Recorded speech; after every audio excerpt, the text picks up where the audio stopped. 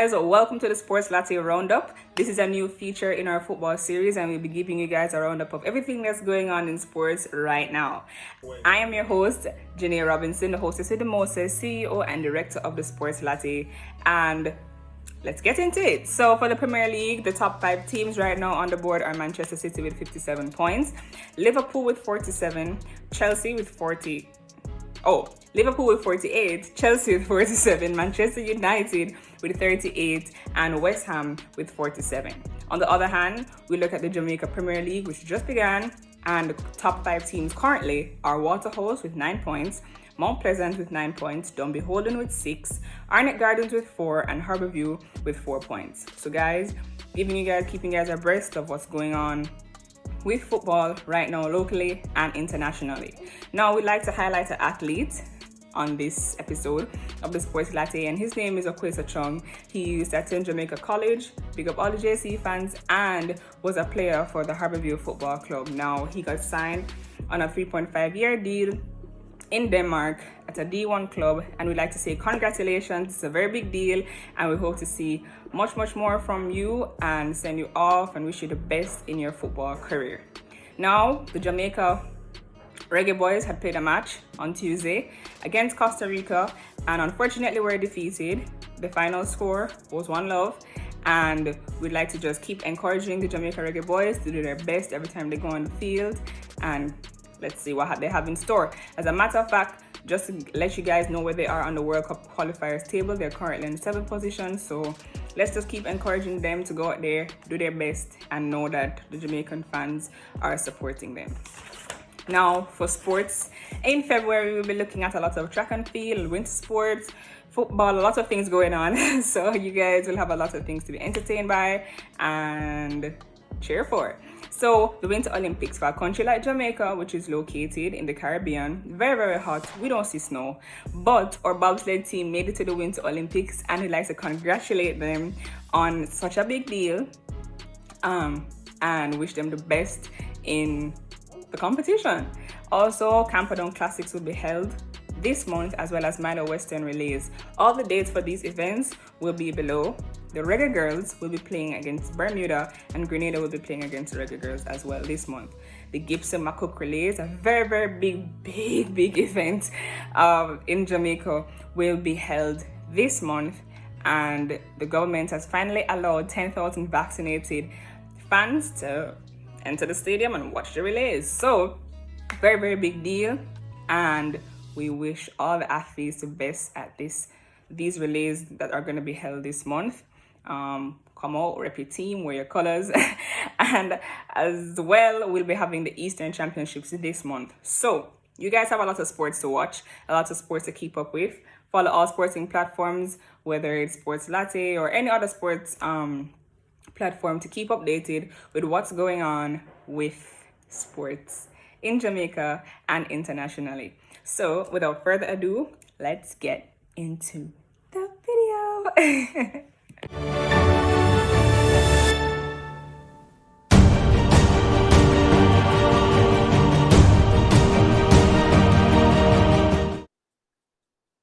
Hey guys, welcome back to the Sports Latte. It's your host, this is the mostest, Janae, and we are here today with a guy who's a big deal in the country right now. You know, he is a Kingston College captain, football captain, I should say. He just won the Manning Cup trophy, the Olivier Shield trophy, and was the man of the match for that match. So it's a big deal. So welcome, Barclay. Introduce us. Tell us about yourself a little bit. Hi guys. I'm Jemone Barclay, as she said before. I real talkative in Jenny, honestly, yeah. But I appreciate you having me here today, you know, and yeah, just ready to get into it. All right, cool. So, guys, Jemone Barclay attends Kington College. I think he's in upper 6, and we're just going to kind of get into the groove of how this whole football thing started. So, how did this originate? Was football something that you were always doing, or were you doing a sport from before? I was doing, well, all right. My mother always say, I start run before I start walk. So they had me doing track and field in basic school. But like I had big brothers that played football. My big brother Calvert, he played for Camperdown, in fact. So like growing up in Portmore Pines, they would play football by the field and I would go and watch.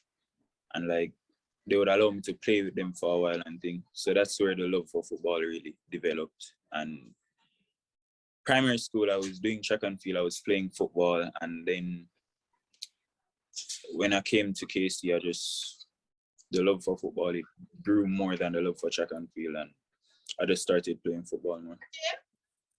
So me and 876 have a little thing where we say every tracksman want to be a baller and every baller want to be a tracksman. But look like you kind of just take up both of them and try to see which one work out. Yeah. All right. So you go to Kingston College. Did you go for the duration of like your whole high school journey? Was that Kingston College? Yeah, actually though, I passed for Wolmer's. And then Casey approached me. I think it was Stampy or Mr. Stampy approached me at first. Yeah. Mr. Banks came and he spoke with my mother, and you know, I get scholarship. You know, pay no money. Yeah, say less. It's me. So Kingston College, it's known as a whole culture, right? Growing up through the systems, moving from one campus to the next campus. Did you ever foresee yourself playing football like now and achieving this much? Or was it a dream? Well, all right. So most of my life at KC, I bench my sit down on. I sit down on bench, I watch people play and Mr. always cuss and sulk and them thing there, you know? Yeah. But like I had an uncle and like I talked to him one day and him say, yo, Jemone always a cuss and thing, and we know politics in football. Yeah. You know, but him say train to be so good that they have no choice but to pick you. You know? So right.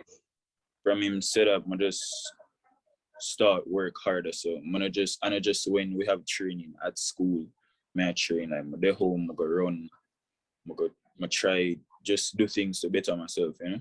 Yeah, it's like a whole mindset shift. Yeah. So that changed everything for me. And I know I had the potential to, but you know, knowing you have the potential to and actually doing it are two different things. So it's actually doing it and it still feel real, you know? Yeah, very, very proud of you, by the way. Let me just say that. Thanks. So now we're at a stage where the last time schoolboy football was played was 2019. 2019, there were big names at your school. There was the Dwayne Atkinsons, the Ronaldo Robinsons, the Kasim Priestleys, and they held a standard because before them, they were also good ballers, right? That were talked about and are now representing the country, right? So for you now, in a position where COVID happened, 2020 season never happened, 2021 season was kind of like a if and but, and them kind of just say, you know, we are doing what we are doing. Yeah. Going into the season, what was Barclay's like mindset? Well, as I said, you know, I already told you what my uncle said to me. So during the 2020, yeah, when the season wasn't playing, I was training with an academy, Joga Bonita Academy. And I was there almost every day training hard, you know. When nothing ever I play, we never know say nothing I play at all. But still there I work and just I prepare because you never know. Yeah. You know? So I was just there working hard. So going into the season, I already had like a level of fitness and I was used to the hard work already. So it wasn't really that hard for me. Yeah, and then I had asked in a previous interview, was it a case, was it hard to make the team or was it a given? Like, was it like, I want Barclay on this team, you know? Or did you have to like try out and work for that spot? You know, enough good players in a case, you know. A lot of good players are there. So I don't think I don't think it was a given thing. I think I still had to work for my spot. Yeah. And I kind of want to touch a little bit on academics because you sound very intelligent and I know you are, right? To juggle both academics and sports, especially under the amidst this whole COVID foolishness that's going on. Um, like how were you able to like manage that? Because I'm sure it's a lot. It's a lot, but you always hear people talk about you don't need nobody, you don't need people. Trust me. You need people. You need people no matter Yeah. what.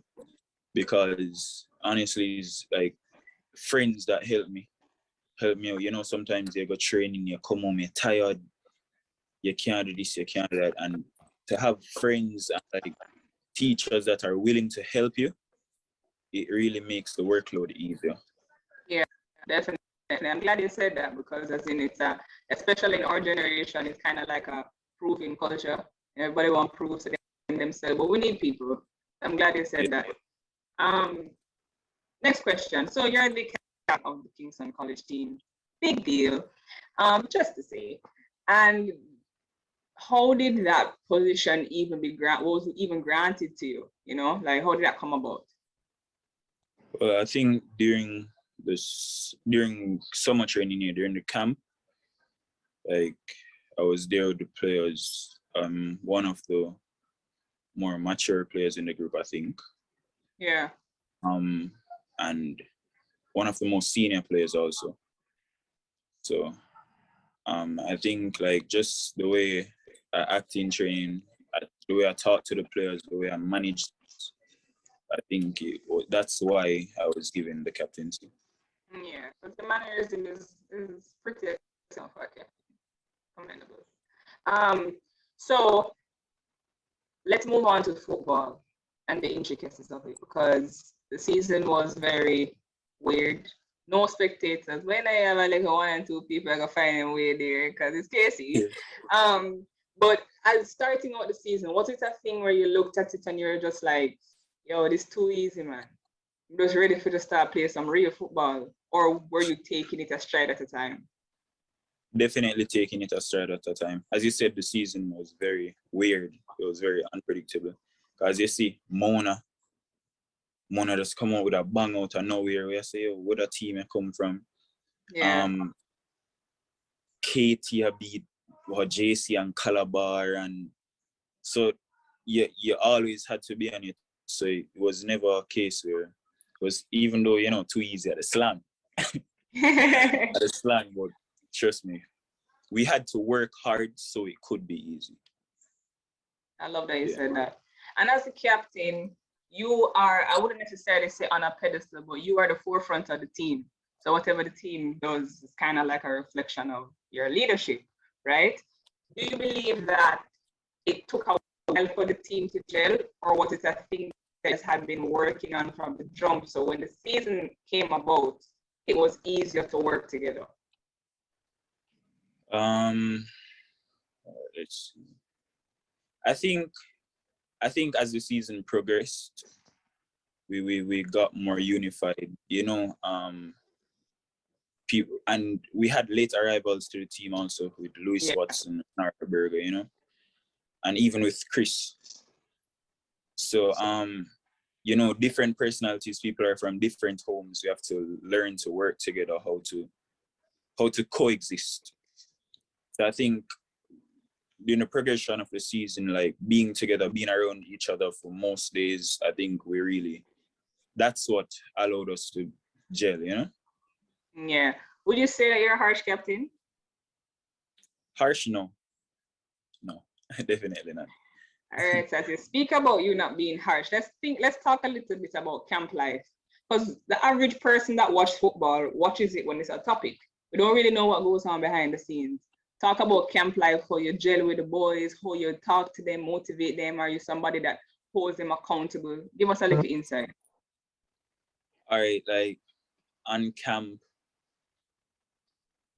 every situation, because camp, you sleep on the same campus or the same space with somebody, Mm-hmm. So like every moment on camp is an opportunity to learn something about someone. because, you know, a man can't hide certain things from camp. So if a man sad, you're gonna know. If a man happy, you're gonna know. And it it was really a learning experience, because, you know, you every day you live, you learn. And even being like a senior player in the group, I can learn something from the youngest players, because if I said I didn't learn from them, that would be a lie. Yeah. But like, we build vibes, we play like domino, we play music, we dance, we tell story, you know, pressure each other. So yeah, camp it was just like, even though sometimes you miss the comfort of home, because, you know, Home is people home. like open space. Exactly, home is home. But it was, I don't regret going on camp. I don't regret anything about it, because it was really a fun experience. Okay. Hard, but fun. Yeah, love that. So, getting into the nitty-gritty, let's talk about Champions Cup, right? If anybody watched that match, as in you have to be at the front of the line, always confident, even if you're not, just have the showing it, you know. You guys are playing Clarendon College. It was a very intense match, and it came down to Clarendon getting the better of the game. Now, as a captain, I'm sure that every win will mean way much more to you, and every loss will mean way much more to you. So explain to us the feeling of loss, knowing that you had Manning Cup finals the next week. Honestly, I think we needed the loss. During the season, I'm not trying to downplay anybody, but the competition wasn't that intense in the first round and maybe even the quarterfinal round.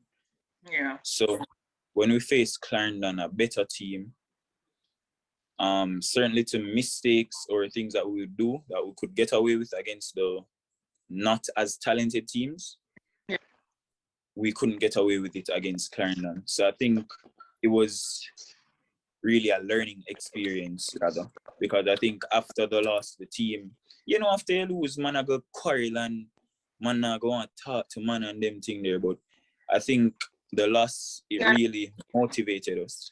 Yeah, I think those things are always blessings in disguise, because when you get to let it out, it kind of clear it out on the table and let's just next job, you know. So all right, lose, come back again, Manning Cup next week. Explain, how did Barclay feel in that moment, like knowing, say, yo, we are playing against JC. They're not supposed to really have no fans, you know, but a JC we are playing against on the TV. Talk to us about that. You know, I wasn't that nervous for the game. I got confidence from my team. You know, as you say, you're supposed to be the most confident and like the leader of the group.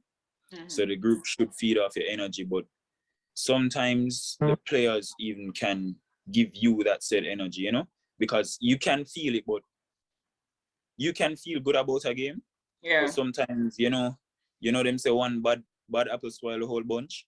Yep. So you can have the right energy, and if the rest of the group don't have it, even if you are try carry it onto them or put it onto them, you see me? Yeah. So going into the game, seeing that the players were confident and ready to go out there and play, I wasn't nervous for the game. I was just, ready to go out there and get the job done. And you gotta watch the game, watch the highlights. But it ended 1-1. So all right, score the first goal. JC say, the team for the bad, score next goal is 1. And I said it, football is a gamble. It's anybody's game. The game don't yet. So in your mindset, were you thinking penalties, or were you thinking we're gonna play till this is done? Because anything can happen. We're playing until it was finished. Definitely, just play until it was finished. Unfortunately, in the second half, we didn't create as much chances, and I have to talk about the first half, cause I get about 15 chances, I get and the score, so that kind of added pressure to the group. But I always knew deep down we were going to win. Honestly, I knew. Good when you can hold yourself accountable for these things, because then you know that when you matriculate next level. All right, this is what happened when I was here, but now make it happen again, kind of Yeah. vibes, you know? Yeah. So all right, penalty shootout. You were one of them, right? Yeah. Um, which puzzle? When did you go? Was it like you're the fourth person? I was the first. I stepped up Oh, first. yes, you were. Yeah. You're the first person. So, all right, obviously you're going to go out there and say, too easy, you Too know? easy, man. Yeah. As time went by in the penalties, as they were kicked away one goal, when that happened, what was your words to the team, or did you say anything at all? When Christopher missed, Yeah. when he missed, I just like I walked out to him. But Chris, Mr. Consistent, confident Yeah. still. So when I looked and I saw that he was okay, him never would really, well, his face didn't show fear or anything like that. I think that also assisted and gave the other kickers confidence that, hey, we can still do this. Yeah. But to them, to the players, the kickers, I say, oh man, we can't lose this. No worry on yourself, because all right, funny enough, the same thing you're talking about, matriculation, like, and holding yourself accountable. Yeah. Every final I go and you go penalty shootout, like under 13, under 15. I keep the penalty on the post and we lose. You reckon I say, again. So I say, me score, team cannot lose. Yeah. Cannot lose. I say to the man, they might cheer, and then me too go slap it over a bar. So okay, one man lost, the next man treasure. Yeah, man. Yeah. Confidence just, it starts soar, everybody energetic, we're just ready, and so yeah, you guys won the match. Yeah. So I asked a question in Carrick's interview, basically saying, yo, all right, so win Manning Cup finals against JC, BJC, or the last champions, we should say, right? Was it? Yeah. Yeah. And all right, you guys going to play Olivier Shield. It's not against a Clarendon, but it's against a Garvey Maceo, right? And to the average person, it can look like it's KC, them are going to win by default. Leave it for do no work. But in the team, in the squad, in the training, what was your approach to that? Because some people, you can get comfortable and complacent and laid back and say, we're done with what matters. So we have to get no matter, Yeah. What was your approach? Honestly, I was relaxed, but like not relaxed to the point of like I don't care. It was like, all right, I know how winning feel. More go win again, but I don't want to think about it too much, Yeah. So like for me, I was like relaxed, comfortable, just ready to go out and play. And I'm sure that was the same for most of the players. Yeah, and you could see it. Yeah. And most people here, they can look on, Kingston College versus Barclay Maceo or KC might. But one thing I learned about football is winning is not loyal to anybody at all. Yeah, exactly. So we still had to go out there and play for it. And, Garvey Maceo, they pressured us in the game because they got chances also. But I guess we were just more clinical. We wanted it more. And the result shows. Yeah, so congratulations on that. Big deal. Got man of the match. How did it feel to attain that reward? Honestly, I was surprised. When you see them thing, you would think was the man of the match? Honestly, I wasn't thinking about it at all. I was just, after the game, I was just walking around talking to the old boys and my teammates. So like I wasn't focused on that. I wasn't thinking about the man of the match at all. Yeah. So when they call me up, I say, oh, Ja, I feel good because it was a final, captain the team, and forget that, so that means I had an impact on the game. So I literally led the team. Yeah. All right. So we're wrapping this up now, and I want to know, as a guy, a young man who is in opposites at a school who has attained, you literally attained a lot of accomplishments in the last 4 months. Well, Yeah. yeah. Let's say Yeah. that because like the season wasn't that long. Um. So talk to us or talk to the people who are in lower six, fifth form, and they're going to move to a different level now, wanting to play football amidst everything that's going on with sports, right? What's your means of encouragement or advice to them going into that stage of life? My advice to them would be, if you have talent, make use of it. They say if you're doing something you love, you never work a day in your life. So if you can use your talent and get a job out of it or use it to make money, do it, try it. Or Because you don't education. want to, excuse me? Or education. Exactly. Because you don't want to be in your 60s looking back saying, oh, if I did know. You know, you're young, you have the time, try it. But as you talk about education, I know for most sports people, they tend to not want to go to their classes or do well in class. But trust me, it can be used as a vehicle because, or even for most, you know, football is what you want to do. But if you're able to balance football and your academics, you can use that to go to college overseas. And from colleges overseas, you could be drafted into the MLS or something else could come up. So, you know, you don't have to go all the way, oh, after you're done sixth form, you go 4 more years to turn doctor or this and that. But get the basics because it will come in handy. Yeah. You know? Yeah, really do appreciate that. And we thank you so much for being an interview with the Sports Latte. It was a pleasure. Guys, follow him on Instagram at jbarkley. Tell them the rest. Barclay underscore 26. Yeah. Follow him up, follow his journey, his great things in store. And we are looking forward to seeing so much more things from you. Congratulations and hope that future bright. Thanks, and I hope you stream them just, you know, hope you think blow the realest way. You're a genuine person, a good person. Thank you very much. I appreciate it a lot. Yeah, man. All right, later. Later.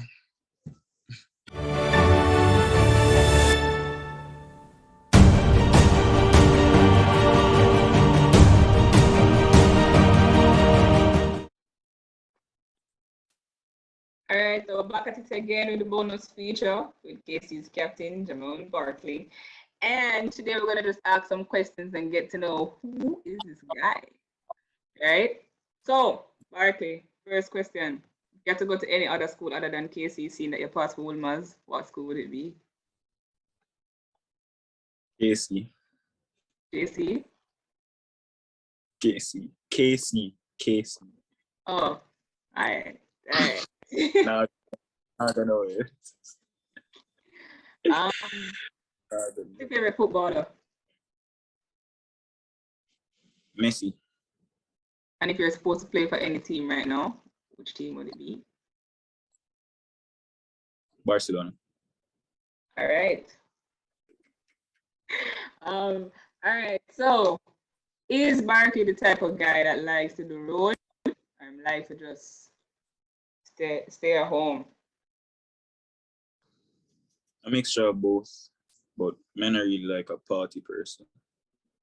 I'd rather go out and just be with my friend. Yeah, like a par. Um, are you a guy that likes fast food or home cooking? Home cooking. Yeah, your mother go beat you. Yeah, no. Let's see. So, if you're supposed to do any other sports other than football, what would it be? Track and field. And who's your favorite track and field athlete? Favorite? Yeah.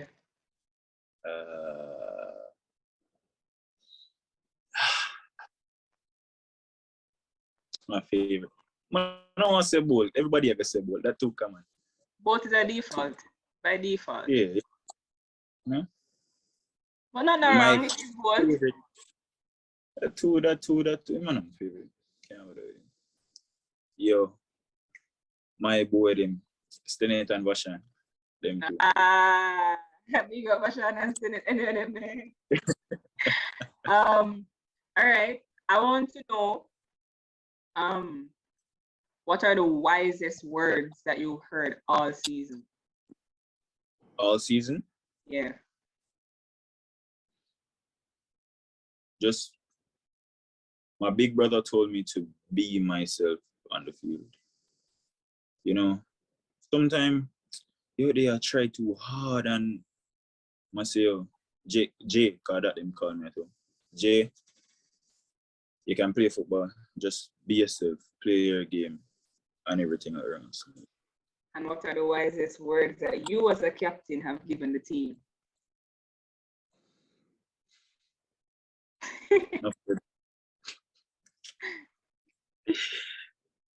Wisest words? Oh boy. Jenny, me have to dig in the archives. Like me foot a light, yeah. I don't know. But I'm sure you tell them about other things because at the end of the day, you're the captain, so you know. Yeah. Yeah, well, I can't. May I build some? Hold on. Literally for what? Remain focused. I can't tell him nothing else. Remain focused. Cause them money a party money. Money we go drink. And do all sort of things. So remain focused. That's all. Yeah, good advice, good advice. And if you're supposed to play for any local club, what club would it be? Portmore United. And if you weren't going to be what do you want to be in the future? A professional footballer. And if sports is sports, you know, right? God forbid, anything can happen. You were to be a professional footballer, what else would you want to be? A psychologist. I like helping people. I like helping people. So yeah, that. All right. So thank you, Jemone, for coming to the Sports Latte bonus feature. It was amazing. And we're looking forward to seeing many more great things from you. I'm glad that you were able to inspire people, inspire me, and from it can help one, your job done, better than zero. That's what I always say. So definitely big up yourself and continue to do what you're doing. You're doing a good job. Thank you. You too. Thank you.